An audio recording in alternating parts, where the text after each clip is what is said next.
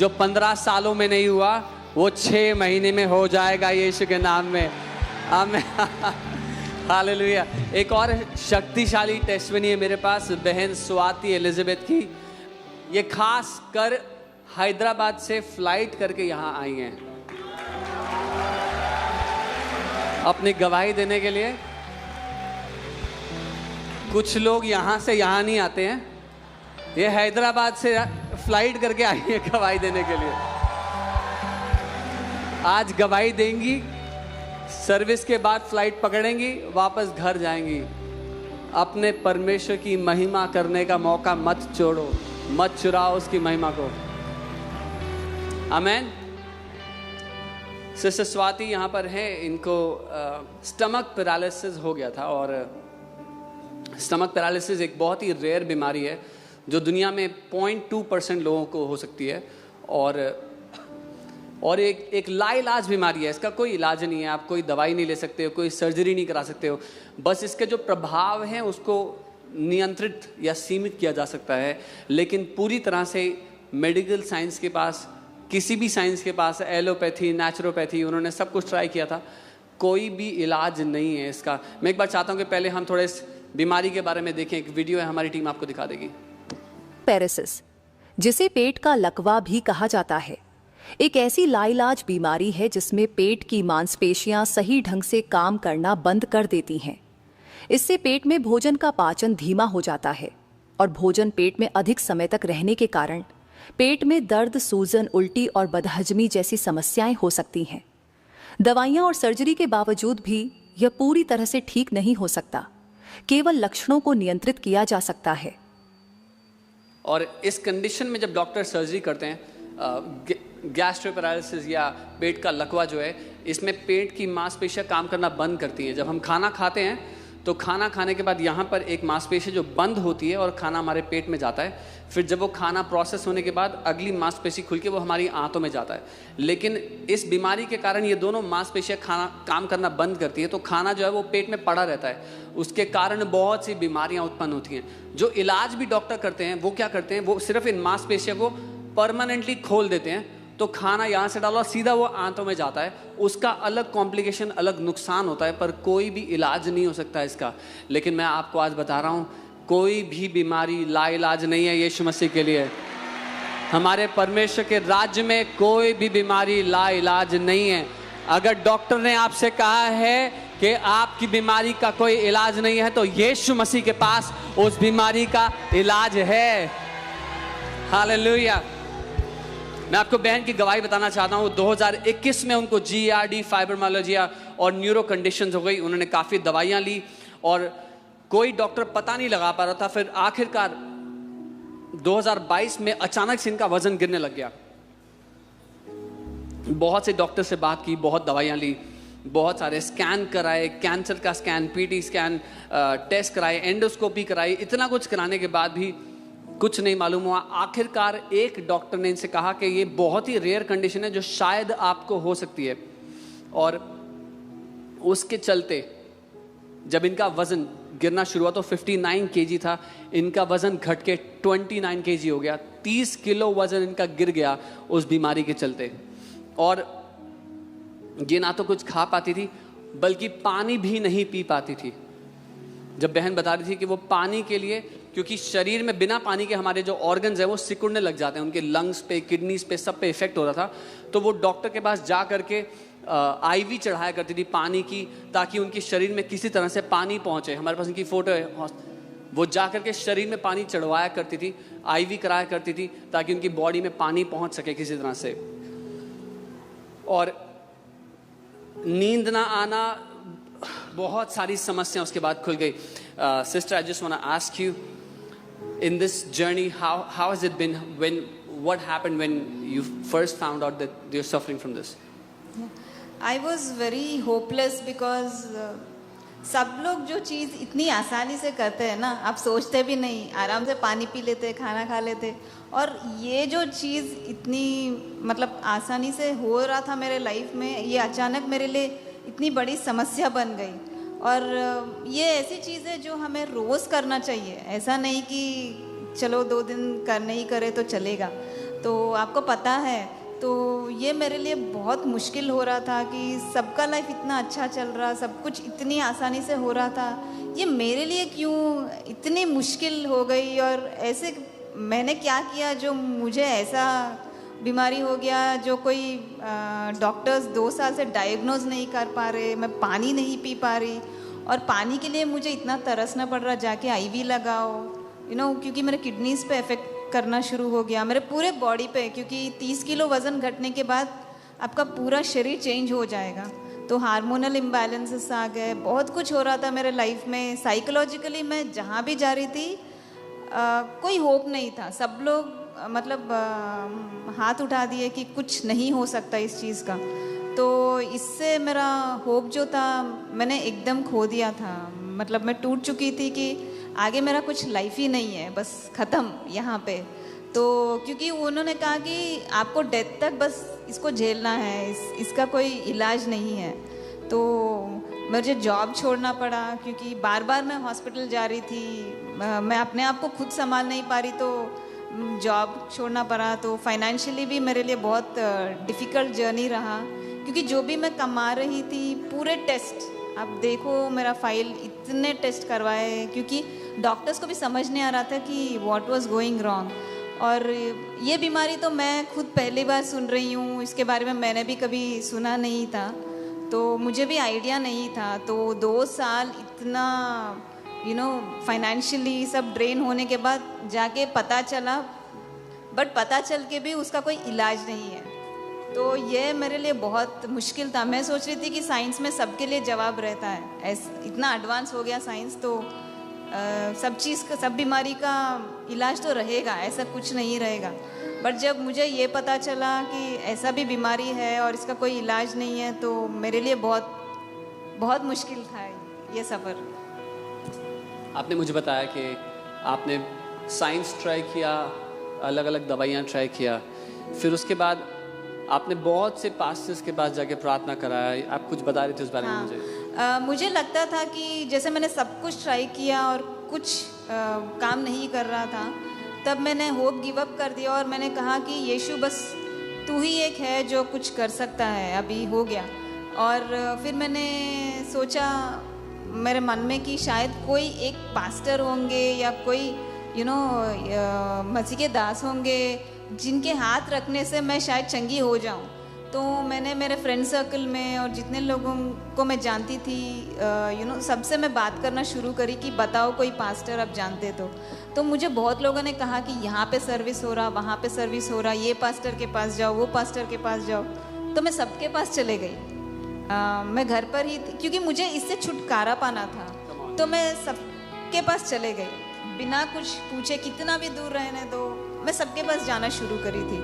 और मैं इतना करके भी कुछ रिजल्ट नहीं था, तो ये मेरे लिए और डिप्रेसिंग हो रहा था, क्योंकि मैं सोची उनके हाथ रखने से कुछ हो जाएगा। और को पता है एक लाइन में लग के घंटों घंटों आप बस एक हाथ रखवाओ और कुछ ना हो, ये मेरे लिए और डिप्रेसिंग हो गया था। और फिर एक दिन अचानक से ऐसे हुआ कि फर्स्ट टाइम मुझे एक कॉल आता है कि FOLJ एक फैमिली है जिसमें से उनके फैमिली से 2 मेंबर्स आपके घर पे आके आपके लिए प्रेयर करना चाहते हैं। Come on. तो मैं घर पर आकर चंगा करेंगे, पर चंगा हो। तो मैं शॉक में गई कि मैं इतने पास्टर्स के पास जा रही हूँ उनसे हाथ रखवाने के, ऐसे कौन है जिनको मैं जानती तक नहीं और बस मेरे घर में इतना दूर ट्रैवल करके मेरे लिए प्रेयर करने आ रहे थे। तो मैं उनका नाम लेना चाहूँगी, मधुरिमा सिस्टर और ब्रदर ग्लेन लोबो। तो ये 2, क्योंकि मैं उनको वो कितना ट्रैवल करके आपके पास आए थे? कितना दूर था उनका घर? हाँ, उनका 2-2.5 आवर्स जर्नी था। 2-2.5 घंटा जर्नी। हाँ, 2-2.5 घंटे। मैं सोची इतना दूर कोई मेरे लिए क्यों आ रहा है। मैंने उनसे कभी बात नहीं किया, मैंने किसी से बोला नहीं। तो फिर वो आए घर पे और प्रेयर करे और मैंने उनको अपना रिपोर्ट बताया, तो उन्होंने मुझे सिखाया कि कैसे कैंसिल करना चाहिए। फिर उन्होंने मुझे अपोस्टल जी के बारे में बताया अपोस्टल जी अंकित सजवान के बारे में, और तब तक मैं जानती नहीं थी अपोस्टल जी को। और जैसे उन्होंने उनको बताया और मैं उनका वीडियो देखी तो मैं सोची ये तो इतने छोटे से है।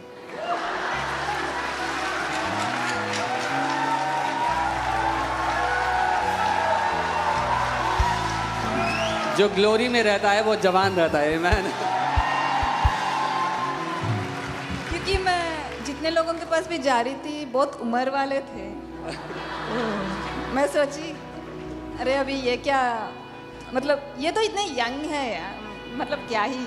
तो फिर मैं उनके वीडियोस वगैरह देखना शुरू करी और जैसे मैं शॉक हो गई कि इतने यंग पर्सन, मतलब इतना ज्ञान, इतना नॉलेज, और ये जो इम्पार्ट कर रहे। क्योंकि मैं क्रिश्चियन हूँ, मैं कन्वर्टेड कैथलिक हूँ, मैं रिचुअल हूँ। फ्रैंकली स्पीकिंग मैं संडे चर्च जाती थी क्योंकि इट्स अ रिचुअल, बट मुझे ये बाइबल, ये घोषणाएं, ये सब के बारे में कुछ पता नहीं था। और जब मैं इनके वीडियोस देखी, मैं इतना कुछ सीखी जो मैं इतने साल नहीं सीखी। और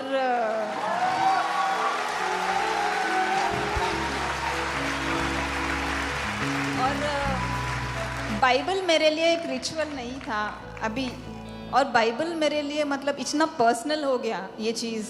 मैं इसको ऐसे पढ़ती थी कि एक डॉक्यूमेंट है, बट जैसे पास्टर जी उसके बारे में बताना शुरू करे तो मैंने प्रभु को अपने और करीब पाया और उनका प्रेम। मुझे बहुत लोग बोलते थे कि ये शायद तुम्हारे लिए कोई जनरेशनल कर्सेस हो सकता है, या बहुत कुछ नेगेटिव बताए थे पास्टर्स ने या जो भी है। बट जैसे इन्होंने बताया कि ऐसा कुछ नहीं है और सब कुछ आपके लिए यीशु ने कर दिया है। और ये सच मैं इतने साल जान नहीं पाई, और जब मैं जानी हूँ मैं इतनी खुश हो गई कि मेरे ऊपर कुछ बर्डन ही नहीं। मुझे इतना हल्का लगा कि सब कुछ इतनी आसानी से यीशु ने मेरे लिए कर दिया है, और ये चीज़ मुझे पता ही नहीं था इतने साल। और फिर मैंने जैसे अपोस्टल जी ने कहा कि विश्वास बढ़ने के लिए आपको वचन सुनना पड़ता है, तो मैंने सुनना शुरू किया। हर सर्विस अटेंड करती थी।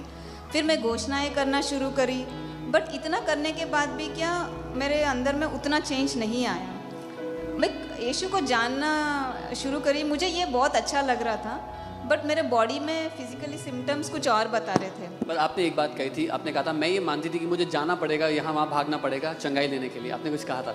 हाँ, मैं सोच रही थी कि यहाँ वहाँ जाना पड़ेगा। और जैसे अपोस्टल जी ने एक मैसेज में कहा था, आपको कहीं जाने की ज़रूरत नहीं है, आप जहाँ हो वहाँ पे बस घोषणा करके अपनी चंगाई ले सकते हो। हालेलुया। और ये सुन के ये मेरे लिए एक आंसर के जैसा था, क्योंकि मेरे पास क्वेश्चन था ना, मैं इतने लोगों के पास जा रही, कुछ हो क्यों नहीं रहा। और ये मेरे इस एंगल में मैंने कभी सोचा ही नहीं था। और जैसे अपोस्टल जी ने ये चीज़ बताई, मैं इतनी खुश हो गई कि ऐसे भी हो सकता है। और फिर मैंने घोषणाएं करना शुरू किया था। और मेरा मतलब चंगाई मैंने कब रिसीव किया था, एक हीलिंग सर्विस में अपोस्टल जी ने कहा था कि जिनको भी पैरालिसिस और जहाँ पे भी तकलीफ़ है, आप वहाँ पे हाथ रखो और ये चंगाई स्वीकार करो। मैं वो वीडियो दिखाना चाहता हूँ, हमारी टीम के पास वो वीडियो है जो अपोस्टल ने आपके लिए घोषणा किया था।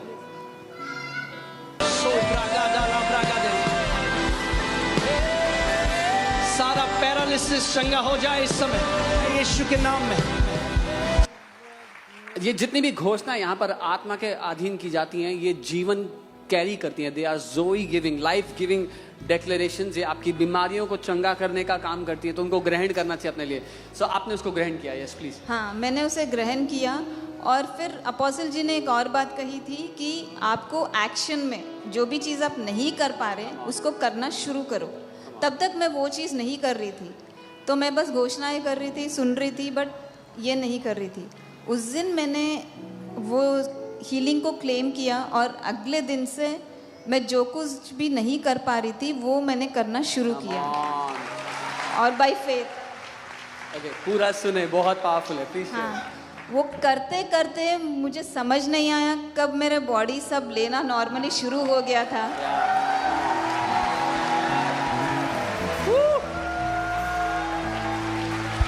Hallelujah. Come on. और फिर मैंने अपने बॉडी में, शरीर में चेंजेस देखे। मैं पानी पी रही हूँ और मुझे कुछ हो नहीं रहा गड़बड़, और ये मेरे लिए बहुत बड़ी चीज़ है।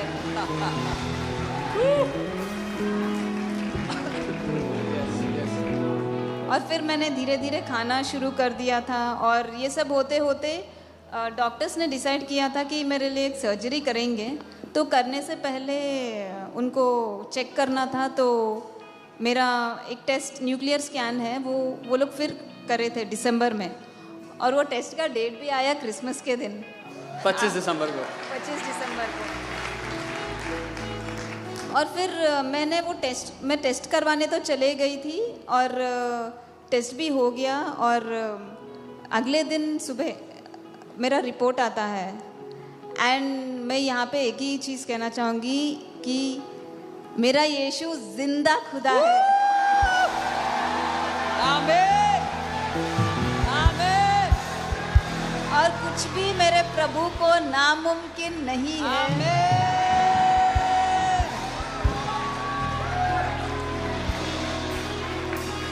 और वो रिपोर्ट नॉर्मल आया है।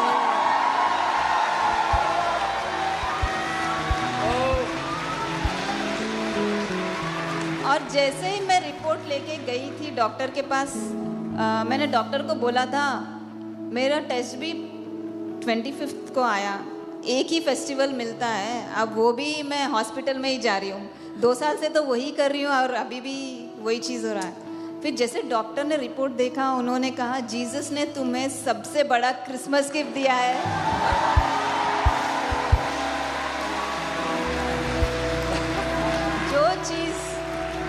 जो चीज़ इनक्यूरेबल है, तुम्हें क्योर हो गया है, मतलब you are completely cured of gastroparesis. जो चीज इनक्योरेबल है वो कंप्लीटली क्योर हो गया है। ये मेडिकल डॉक्टर ने कहा है, एक मेडिकल डॉक्टर ने कहा है, जो बीमारी का इलाज नहीं है, यीशु मसीह ने गिफ्ट में तुम्हें दे दिया, क्योर कर दिया है।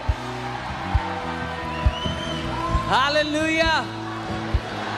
और ये जो हमारे बीच में प्रभु कर रहे हैं इस घर में, ये उसकी गवाही है, जिंदा गवाही है कि यीशु मसीह जिंदा परमेश्वर है। वो यहाँ पर काम कर रहा है, वो चल और फिर रहा है इस घर में, अपने लोगों को चंगा कर रहा है। आप जानते हैं उस बहन ने विश्वास से खाना पीना शुरू कर दिया, वो पूरी तरह चंगी है, उनका वजन बढ़ना शुरू हो चुका है। और अभी शायद हम लोग नहीं समझेंगे क्या प्रिविलेज है, प्रभु ने हमें एक जिंदा घर में रखा है, एक जीवित कलीसिया में रखा है। पर हम कहानियां सुनते हैं ए एलन, जॉन जी लेक, प्रभु के बड़े बड़े दासों के बारे में कि उनकी सेवकाई में ऐसे अद्भुत चंगाइयां होती थी, रिपोर्ट के साथ चंगाइयां होती थी। आज जो हो रहा है ना, समझ नहीं रहे हो, आने वाली पीढ़ियां बात करेंगी कि प्रभु यीशु मसीह FOLJ चर्च में, अपोस्टल अंकित सेजवान जी की मिनिस्ट्री में ऐसी चंगाइयां कर रहा है जो सबूत के साथ, डॉक्यूमेंट के साथ है। क्यों ना हम हमारे प्रभु यीशु मसीह को एक ऊंची स्तुति, एक ऊंची आराधना दे, हम प्रभु को धन्यवाद दे। यीशु, हम धन्यवाद देते हैं, आप जीवित परमेश्वर हैं, इस घर में आप चलते और फिरते हैं। प्रभु यीशु नासरी, आप जिंदा खुदा है, जो असंभव है उसको आप संभव करते हैं, हर एक अनहोनी बात को आप पूरा करते हैं, हर एक लाइलाज बीमारी को आप चंगा करते हैं। यीशु, हम आपकी महिमा करते हैं, यीशु, हम आपकी महिमा करते हैं। यीशु, थैंक यू जीसस, धन्यवाद यीशु, धन्यवाद यीशु, धन्यवाद Yeshu. Thank you Lord Jesus, we praise you my God, Father, we praise you and we thank you। हम आपकी स्तुति करते हैं प्रभु यीशु मसीह। यीशु मसीह की